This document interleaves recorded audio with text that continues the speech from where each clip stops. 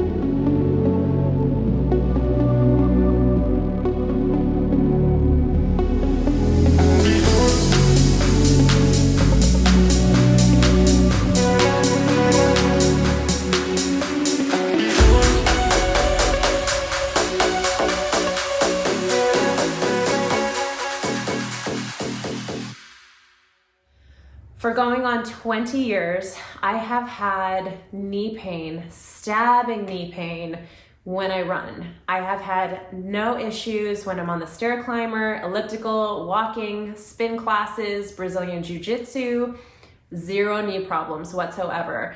So when I started noticing that this was a recurring thing, every time I would go for a run and I would hit 2 miles right on the clockwork, I would start getting this stabbing knee pain. So rather than confronting the issue and handling it, I just avoided it, which I'm sure many of you can relate to. I figured, well, if I don't run, then my knee won't hurt, so no big deal.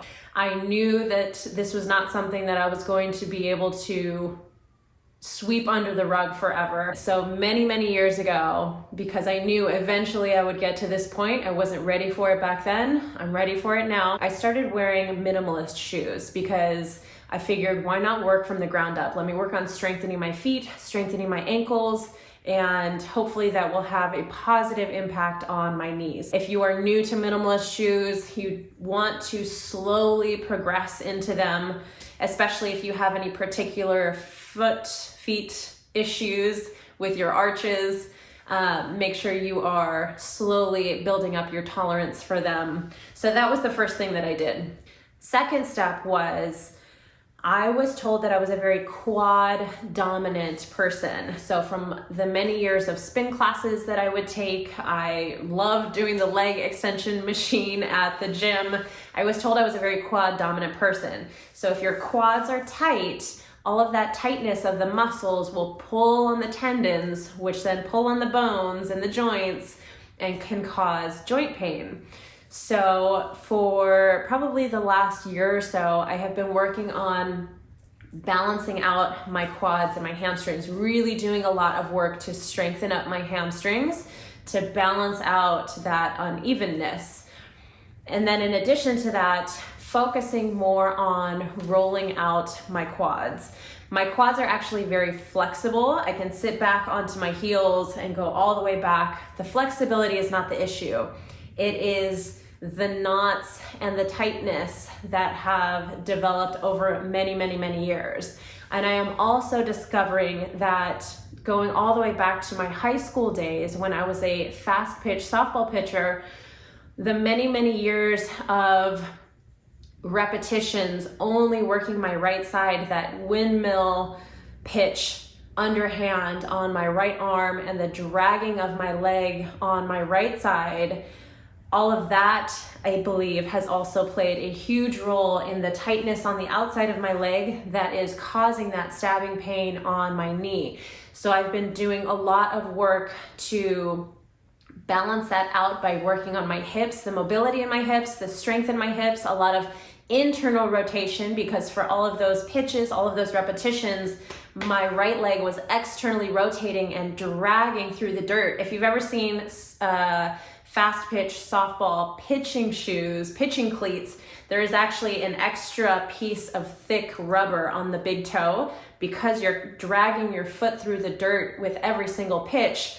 You can actually wear down a hole in your shoe. So there's an extra thick piece of plastic on the toe for pitching cleats so that you're not wearing down your shoe so much. But that's how much I was dragging my right foot, and all of that external rotation just tightened up everything on the outside of my leg. So I've slowly over the years been putting all of these pieces together and been implementing them into my training. When I run, I'm just constantly going through all of these checks and balances, going through this diagnostic checkup so that I know any kind of thing that I'm feeling. Is it something I need to adjust with the way I'm landing? Is it something that I need to adjust when I'm doing my training? If I need to strengthen my left hip more, if I need to roll out my right leg more, all of these things are starting to come together and form this larger picture. I started to pay closer attention to the way I was actually landing on my feet when I run. So I was testing it out on a treadmill, and when I had started to get the idea that I wanted to run this trail race, I noticed that I was slightly stepping on the outside of my foot. If I'm landing on the outside of my foot, all of that pressure is going to go to the outside of my knee. So I made some very conscious corrections to start landing through my big toe and my second toe. And sure enough, and this was only a couple months ago, I was able to run 6 miles on the treadmill, which is the longest I've ever been able to run without knee pain. So that made me really hopeful and really excited that this is something that I can actually work through, and maybe the solution is much simpler than I've been making it out to be in my head and have been avoiding for so long. Each time I go out for a run, I'm able to go out a little bit further, a little bit longer distance before I notice anything in my knees. Now the weird thing is that it keeps flip-flopping. One day I'm feeling something in my left knee, the right side is perfect. The next time I go out, I'm feeling it in my right knee, the left side's perfect, and vice versa. Enough about all of that now. Let's get into what I've been doing for training.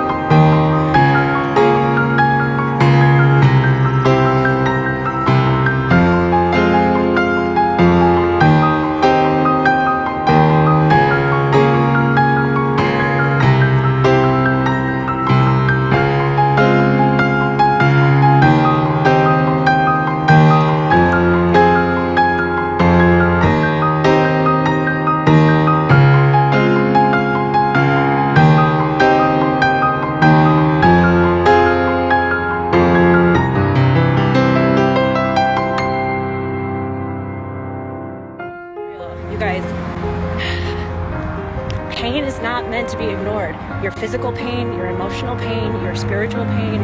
It's not meant to be ignored and swept under the rug. It's not supposed to be permanent, and it's not meant to be a punishment. It's meant to be understood and felt and worked through and remedied. Pain is not supposed to be permanent. It is a messenger to you that you're supposed to be paying attention to something. Figure out your pain. Figure out your Rubik's Cube. It doesn't have to stay like that. There's an answer.